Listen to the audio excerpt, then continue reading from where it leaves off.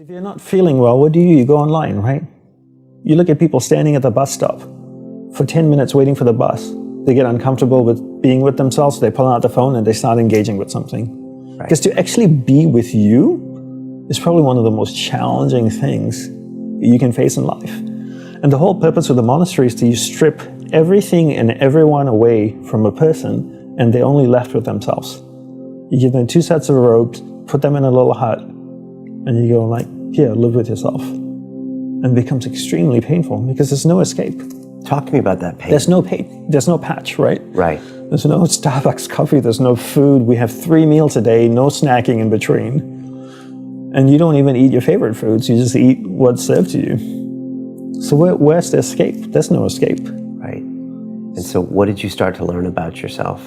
Everything. You see all the beautiful things about yourself and you see all the ugly things about yourself.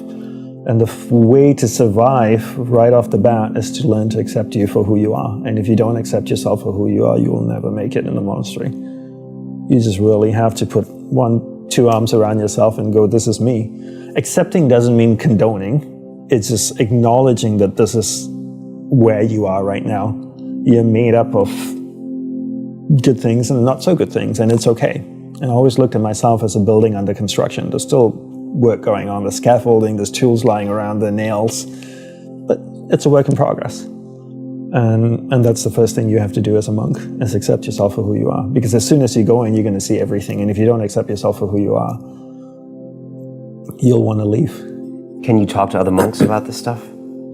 We were encouraged to talk only to our guru and not other monks, because they were all going through the same thing. And they were all going through their own journey. Can you feel their energy? Like, can you feel some people are struggling with themselves or having a hard day, or maybe some guys have a couple of bad years? Oh, yeah, for sure. I mean, because if you only have the guru to talk to, I mean, it seems like you could get stuck. Well, every now and then we chat with each other, but we were encouraged really to talk only to the guru. Because you don't really want one monk dumping his problems on another monk who's going through his own stuff. Nobody wants to see that. And what would some of the things that your guru said to you, do you remember, like, to kind of, you know, I don't know, counsel you at these times? He always defaulted back to, are you doing your practices every day? And my answer whenever I went to see him was always no. I'd fallen behind in my practices. And he goes like, and then I would just get up and leave. What else was there to talk about? So he put it right back on you. He put it right back on me, and that's what I loved about him. You know, and I met so many teachers along the way who want to solve your problems, who want to fix you, who want to, you know, who are like almost a messiah figure that can wave a wand and like fix you. And he always put it back on me, and that's what I loved about him, because that's ultimately at the end of the day what I wanted. I want to be in charge of my life. I want to be in charge of my future. I want to be in charge of how I feel and my own happiness. And he put it back on me, and he gave me tools. What were the practices that he wanted you to do every day?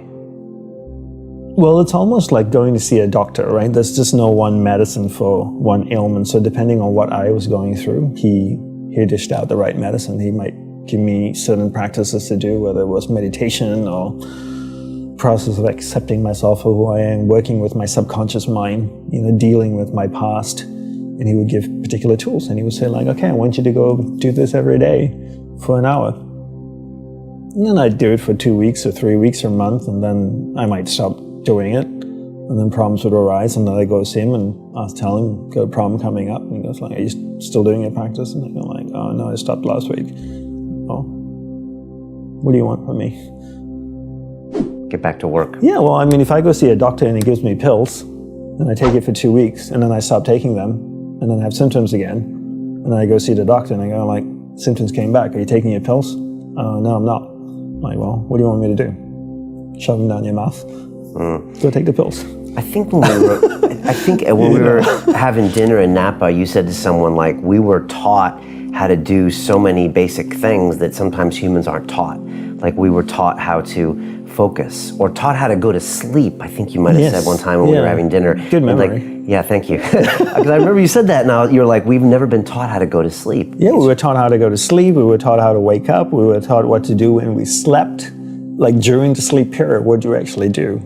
Do you just sleep? We were taught how to be awake. We We're trained how to meet up in the dream world and study together and continue to educate ourselves. We're taught how to breathe, how to eat, how to shower, all kinds of things. You know, we're just born into this world, and people say like, here, learn your ABCs, 1, 2, 3s, go to school, learn geography, learn history, science, the periodic table. Why? When are you ever going to use the periodic table again? But simple things of like basic life human skills, we never get taught. Who teaches you how to go to sleep? How many people out there struggle to go to sleep? Me. Millions, right? Because they assume everybody knows how to go to sleep. How do you go to sleep? How do I go to sleep? Without any problem. Did you have a process that they talked about? That you do this, this, this, this, this? There are, and it's a simple process. You lay on your back with your hands by your side, your palms facing upward. You visualize your nervous system, and you visualize all your energy coming into your nervous system and flowing from different limbs into your spine. So imagine all the energy in your leg, your left leg, being absorbed into the nervous system, flowing up the nervous system into your spine. And then the same thing with your right leg, your left arm, upper torso, and your right side of your upper torso and your arm here, pulling into your spine, and your whole body goes to sleep. Because when you relax your nervous system, you relax your muscles. And when you relax your muscles, the whole arm goes limp.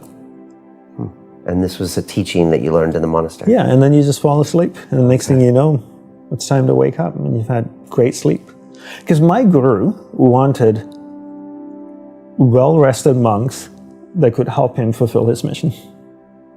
So in order to do that, he needed to make sure that when they slept, their batteries got charged to 100%, not 75%. How terrible is it when you wake up in the morning and your smartphone's only got 30% of battery life, and you go, oh, should have charged it, right? Because you want to wake up and you want 100% on your phone, not 30%. So most people go to sleep and wake up with like 60% of battery in their life.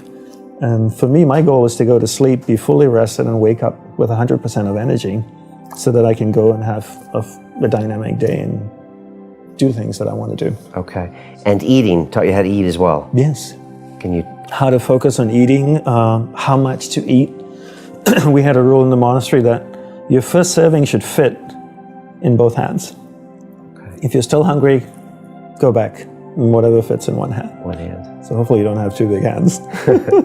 But it's a simple rule like that. Simple rule, and right? Do you eat slowly? Do you visualize the food? Do you think about these things? You eat slowly. You chew your food properly. When we had lunch, we sat together and had lunch. We weren't watching TV. We weren't doing anything else. We weren't reading a book. We just focused on eating. Okay. And enjoying our food. I had some scrambled eggs before you got here, and I was eating them, and I was eating them fast because I was getting ready for you, and I was like, I bet Dandapani would be like, Brian, enjoy your eggs. Think about your eggs. Think about where they came from.